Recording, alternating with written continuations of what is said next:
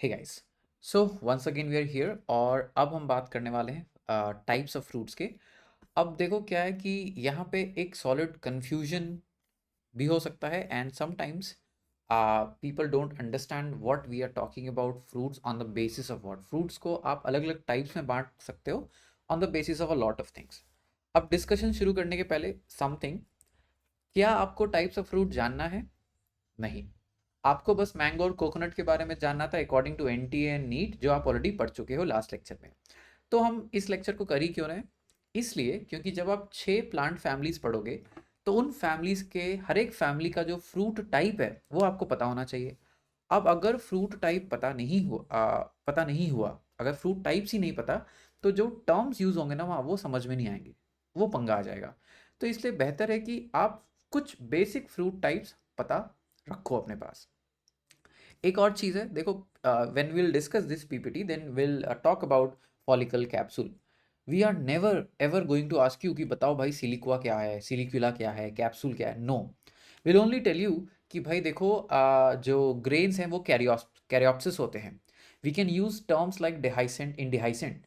तो जब आपके सामने ये टर्म्स आएंगे यू शुडंट बी ब्लैंक कि इसका मतलब क्या है ना? वो नहीं होना चाहिए। That is why we want कि हमें ये सारे टर्म्स पता हो। आपको कभी भी कोई नहीं पूछने वाला define a pome, define a berry, define कि बनाना क्या है। नहीं, we are never going to ask you that. We will only ask you the fruits of दो 6 families and you should just have a basic idea of कि different types of fruits क्या और कैसे होते हैं। ठीक है, तो पहले ये समझते हैं, उसके बाद टाइप्स ऑफ तो फ्रूट को डिटेल में समझेंगे। सो टाइप्स ऑफ फ्रूट्स जब आपको करना होता है, जब फ्रूट को क्लासिफाई करना होता है, तो आप दो चीजों को सोचते हो। फर्स्ट, द ओरिजिन, कि ये जो फ्रूट्स की बात है, जो फ्रूट बना है, ये आया कहाँ से है। दूसरा, हम बात करते हैं फ्लावर कंडीशन, जहां से वो फ्रूट आया हो। तो पहली चीज हम बात करते हैं टाइप्स ऑफ फ्रूट में कि फ्रूट आया कहाँ से है। So the fruit origin could be directly from the ovary. अगर only ovary participates in the formation of fruit, तो हम कहेंगे भाई देखो ये तो ट्रू फ्रूट है, सच्चा फ्रूट है। क्यों? क्योंकि ये फ्रूट कहाँ से आया? ओवरी से आया। बट जरूरी नहीं है कि ovary only contributes to the formation of fruit. हम देखेंगे वेरी सून कि कुछ और चीजें भी है जो फ्रूट को फॉर्म करने में हेल्प कर सकते हैं, उनको बोलेंगे फॉल्स फ्रूट। एग्जाम्पल हो सकता है कैलिक्स, कभी कभी कैलिक्स हेल्प करता है, कभी थैलेमस हेल्प करता है।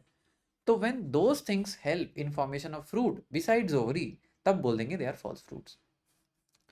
एक और टर्म आता है which is we say that fruit is parthenocarpic. अब पार्थिनोकार्पिक क्या है कि जब फ्रूट फॉर्म हुआ विदाउट सीड्स, सीड फॉर्म ही नहीं हुआ, फर्टिलाइजेशन हुआ ही नहीं, और उसके बिना ही फ्रूट फॉर्म हो गया। जब वैसे फ्रूट्स बनते हैं, फ्रूट्स विदाउट सीड्स, तो कहते हैं पार्थिनोकार्पिक सीड्स। अब ये पार्थिनोकार्पिक फ्रूट्स, सॉरी, आप बहुत ज़्यादा देखते हो। एवरी डे यू ईट बनाना। क्या बनाना के अंदर कभी सीड मिला है? नहीं। तो banana is a perfect example of a parthenocarpic seed.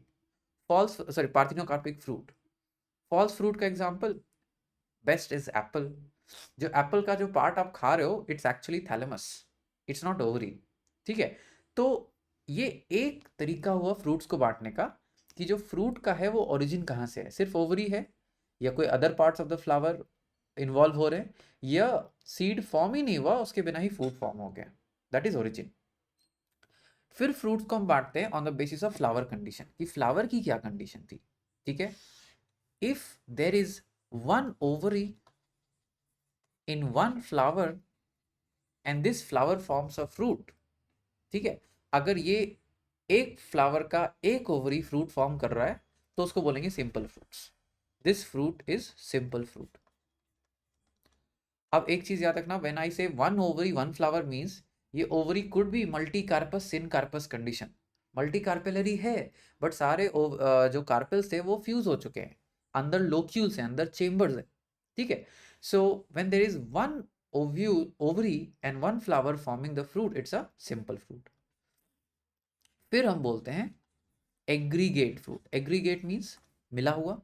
So there is more than one ovary forming the fruit, but they must be apocarpus. Apocarpus मतलब फ्यूजन नहीं होना चाहिए.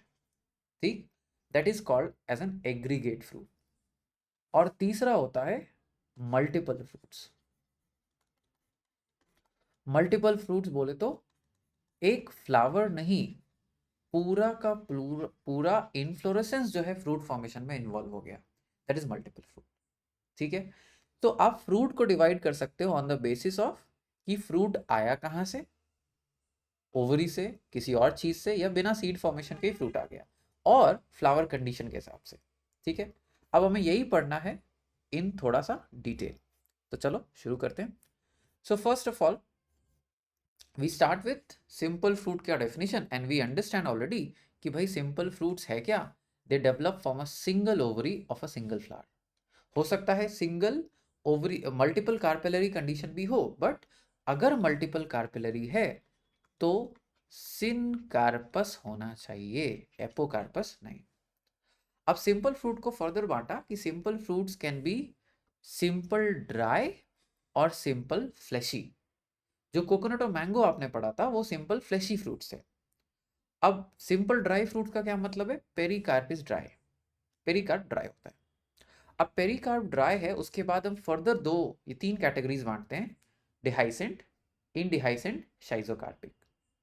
डिहाइसेंट का मतलब है पेरिकार्प स्प्लिट करेगा और सीड्स को रिलीज कर देगा. ठीक है, so dehiscent fruit they slit open at maturity and they will release the seed. ठीक, ये सारी चीजें पे ध्यान मत देना, unicarpellary etcetera etcetera not needed. Dehiscent simply means seed split fruit के स्प्लिट करने के बाद सीड रिलीज हो जाएगा. इनडिहाइसेंट का मतलब है these do not open, seed is dispersed inside the fruit. Seed अंदर ही प्रोटेक्टेड रहेगा और इवेंचुअली जब फ्रूट डीजेनरेट हो जाता है तो सीड एनवायरनमेंट में रिलीज हो जाएगा. ठीक है, so dehiscent means split open and release the seed. Indehiscent means normal degradation से होने वाला है. शाइजोकार्पिक इसके बीच का है. तो there would be a splitting, but splitting के बाद भी डायरेक्ट रिलीज ऑफ सीड्स नहीं होने वाला है. That is why we have the third category schizocarpic, बीच का. अब डिहाइसेंट फ्रूट के एग्जांपल्स हो सकते हैं कैप्सूल, सिलिक्वा और सिलिक्युला. पी भी एक एग्जांपल है. We will not ask you give me the example of dehiscent, but जब हम बात कर रहे होंगे फाबासी फैमिली का तो हम ये बोल सकते हैं pea has got pod as a fruit which is a dehiscent simple dry fruit, ऐसा बोल सकते हैं. जब हम लेग्यूम की बात कर रहे होंगे विच is the fruit of the P, तो हम उसको डिस्क्राइब करने के लिए बोल सकते हैं कि it's a dehiscent dry and simple fruit. ठीक है, जब हम सनफ्लावर की बात करेंगे तो हम बोल सकते हैं it's an achene, the fruit of the sunflower is achene which is indehiscent simple dry fruit. ठीक है, तो उस समय जब आप ये वर्ड पढ़ोगे कि achene is a simple dry dehiscent fruit, indehiscent fruit, तो आपको कंफ्यूज नहीं होना कि ये है क्या. ठीक, नाउ फ्लैशी फ्रूट्स. फ्लैशी नाम से पता चल रहा है कि पेरिकार्प फ्लैशी है. अब इसी का एग्जाम्पल आपने पढ़ा ड्रूप. ड्रूप का एग्जाम्पल आपका मैंगो और कोकोनट. अब आप, आई नो द क्वेश्चन आपके दिमाग में हिट हो रहा होगा कि ड्रूप का अगर पेरिकार्प फ्लैशी होना चाहिए तो चलो मैंगो का तो पेरिकार्प फ्लैशी है बट कोकोनट का तो नहीं है. कोकोनट बाद में लेटर ऑन फाइब्रस बन जाता है. ठीक है, other examples of fleshy fruits is berry, berries, tomato, guava, grapes, these are all examples of berries. Pome example is apple. अब एक चीज याद रखना है, एप्पल एक फॉल्स फ्रूट का भी एग्जाम्पल है. दैट मीन्स ओवरी के बिसाइड, ओवरी के अलावा कोई और भी फ्रूट फॉर्मेशन में रोल प्ले कर रहा है. और एक फ्लैशी फ्रूट का भी एग्जाम्पल है because the pericarp is fleshy. ठीक है, बट द एडिबल पार्ट है जो आप खाते हो that is thalamus, that is not the ovary. ठीक है, so this is fleshy fruit. अब आगे बढ़ने से पहले एक चीज समझो कि what is the purpose of having a fruit.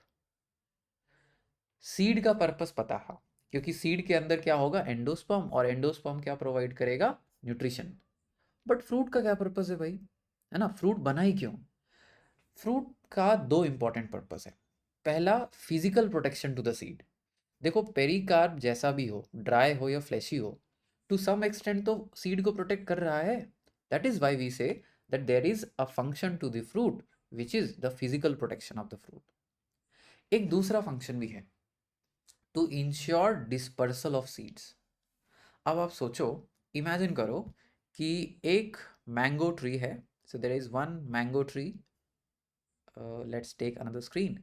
So there is one mango tree, this is one mango tree. इस मैंगो ट्री में देर आर 300 मैंगोस, मान लेते हैं 300 मैंगोस हैं। अगर मान लो 300 के 300 मैंगोज यहां पे ही गिर गए तो क्या होगा? Even bye best estimate 200 mangoes तो नीचे नया प्लांट, छोटा प्लांट बना लेंगे। वो छोटा प्लांट आपस में भी compete करेंगे और मदर प्लांट से भी compete करेंगे। Is this a good strategy? Of course not. So what did the plants think about? Plants did something that they had already done with flowers. Flowers में उनको पॉलन ट्रांसफर कराना था तो flowers को sweet और sugary बना दिया। Same way अगर मुझे सीड्स को कहीं लेकर किसी की मदद से एक जगह से दूसरे जगह लेके जाना है, तो मैंने क्या किया, मैंने पेरिकार्प को अट्रैक्टिव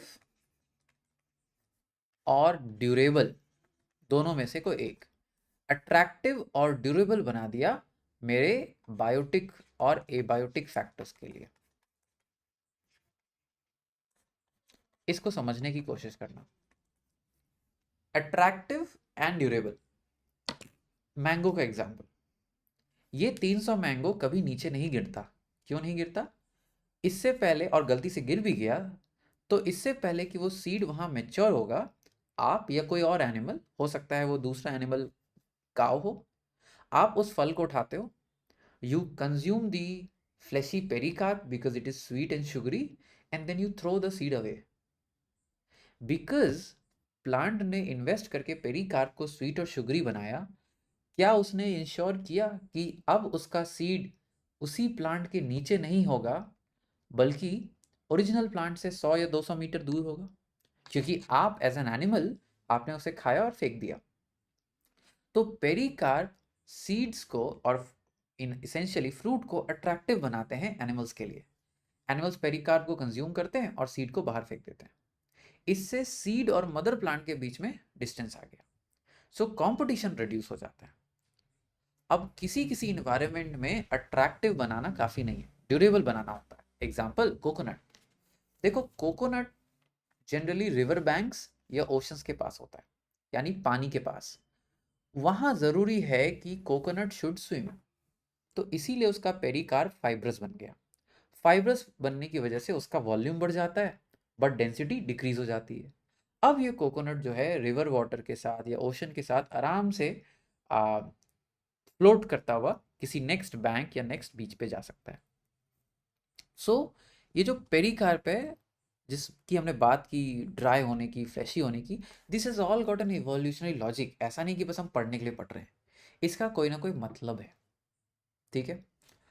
अब टाइप्स ऑफ फ्रूट।